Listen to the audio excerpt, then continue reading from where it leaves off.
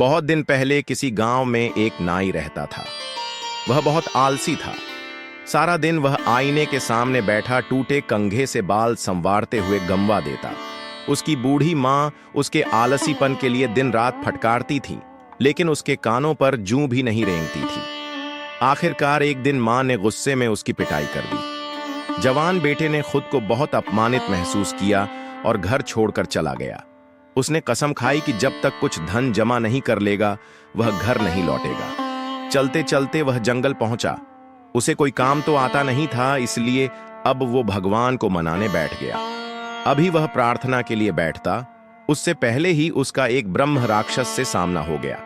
ब्रह्म राक्षस नाई को देखकर खुश हुआ और खुशी मनाने के लिए नाचने लगा।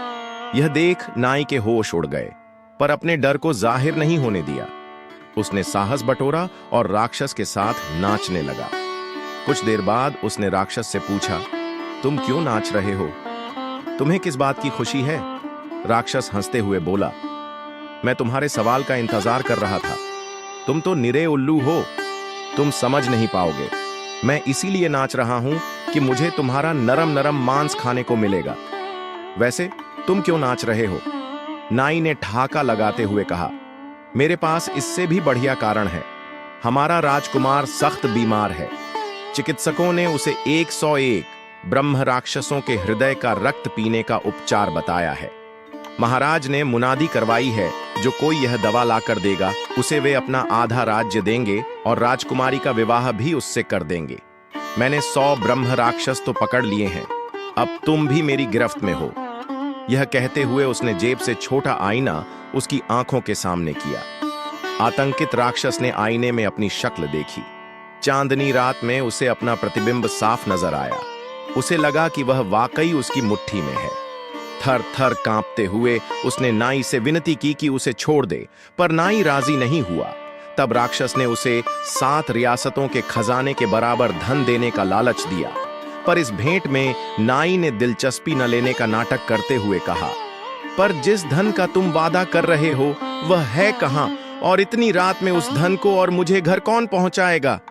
राक्षस ने कहा, खजाना तुम्हारे पीछे वाले पेड़ के नीचे गड़ा है। पहले तुम इसे अपनी आंखों से देख लो, फिर मैं तुम्हें और इस खजाने को पलक झपकाते ही तुम्हारे घर पहुंचा दूंगा। राक्षसों की शक्तियां तुमसे क्या छुपी हैं? कहने के साथ ही उसने पेड़ को जड़ समेत उखाड़ दिया और हीरे मोतियों से भरे सोने के 7 कलश बाहर निकाले। खजाने की चमक से नाई की आंखें चौंधिया गईं, पर अपनी भावनाओं को छुपाते हुए उसने रौब से उसे आदेश कि वह उसे और खजाने को उसके घर पहुंचा दे। राक्षस ने आदेश का पालन किया। राक्षस ने अपनी मुक्ति की याचना की, पर नाई उसकी सेवाओं से हाथ नहीं धोना चाहता था, इसलिए अगला काम फसल काटने का दे दिया। बेचारे राक्षस को यकीन था कि वह नाई के शिकंजे में है, सो उसे फसल तो काटनी ही पड़ेगी। वह फसल काट ही रहा था कि वहां से दूसरा ब्रह्म राक्षस गुजरा। अपने दोस्त को इस हालत में देख वह पूछ बैठा। ब्रह्म राक्षस ने उसे आपबीती बताई और कहा कि इसके अलावा कोई चारा नहीं है। दूसरे ने हंसते हुए कहा, पागल हो गए हो? राक्षस आदमी से कहीं शक्तिशाली और श्रेष्ठ होते हैं। तुम उस आदमी का घर मुझे दिखा सकते हो? हाँ, दिखा दूंगा, पर दूर से। धान की कटाई पूरी किए बिना उसके पास जाने की मेरी हिम्मत नहीं है। यह कहकर उसने उसे नाई का घर दूर से दिखा दिया।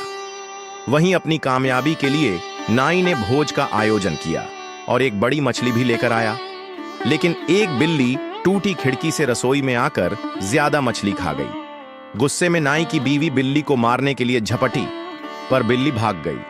उसने सोचा बिल्ली इसी रास्ते से वापस आएगी, सो वह मछली काटने की छुरी थामे खिड़की के पास खड़ी हो गई। उधर दूसरा राक्षस दबे पांव नाई के घर की ओर बढ़ा।